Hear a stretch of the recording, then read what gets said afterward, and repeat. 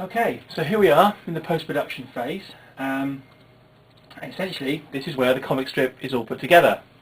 Now, I cheat slightly here in that I have ready-made templates all set up for my Grunts comic strips.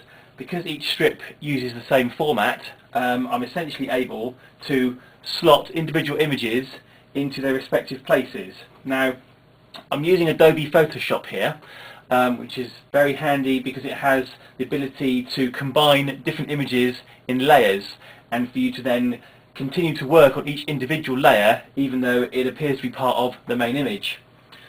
So I'll just minimize that.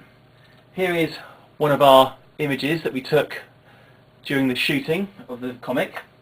Now essentially this image is enormous compared to the final comic. Now what I tend to do here is I will actually start by resizing it. Now each of the squares that we saw on the comic layout is exactly 300 pixels wide and exactly 300 pixels tall. However, because there's a big border in there, what I do is I tend to resize the image to 298 pixels. And so we end up with a smaller image here. And then what I'll do is I'll copy that and I will create an entirely new square image like so. Now this allows me to move the image around and basically center the scene. Now here's one I prepared earlier.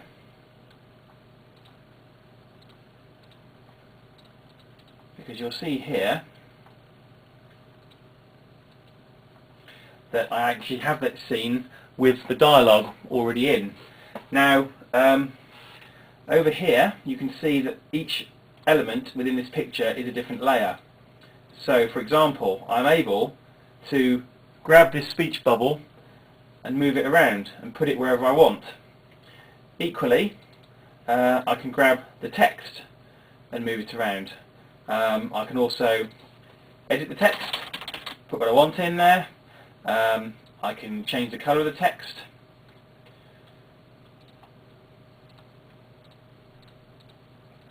And I can do all sorts of fancy things.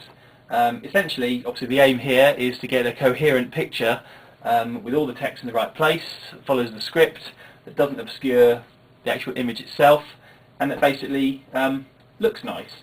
Now you'll notice here that I also add a little effect to my speech bubbles. I actually add a drop shadow. Now that's purely a matter of personal preference, but essentially I like it to look 3D almost, as if it's coming off the screen. So to that end, I'll add a little drop shadow on there. You can also, if you want to, if you've done your little speech bubble and you realise it's not big enough, you have the option in Photoshop to scale it to you can flip it so that you can rotate it by 180 degrees. So it's a very powerful tool for manipulating the image how you want it to appear. If for any reason you're unhappy with how the image is appearing on your screen, it is possible to adjust the brightness and the contrast. So you can bring it right down, you can bring it right up, and again the contrast. Very useful if you have an image that is too dark or one that is too bright. You can also adjust what's called the curves, basically fit around with that so you get the desired effect. The only trouble with this is that if you have multiple images that have all been overexposed or underexposed, it's remembering the precise settings that you set the original image at so to get them all appearing exactly the same. Otherwise what will end up happening is you'll end up with one image that's maybe too green, one that's too yellow, one that's too blue, one that's too red. It can be a very tricky thing to get right, which is why it's always best to get the image right when you're taking it with the camera in the first place. One thing I should add here, these speech bubbles are in fact a plugin that I downloaded for Photoshop, and if we in fact go here, you can see here that we have a custom shape tool.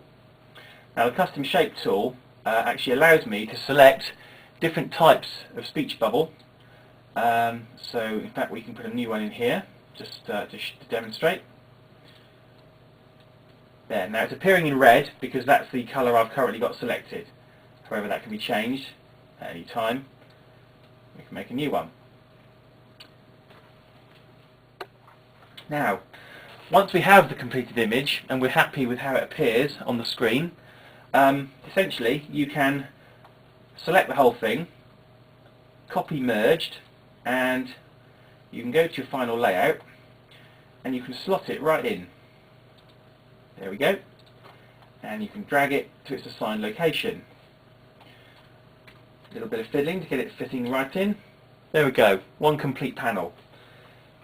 The other good thing about Photoshop is that if you discover that one layer is actually higher than it should be, is effectively obscuring a layer which should be on top. So for example, each of these borders is its own layer.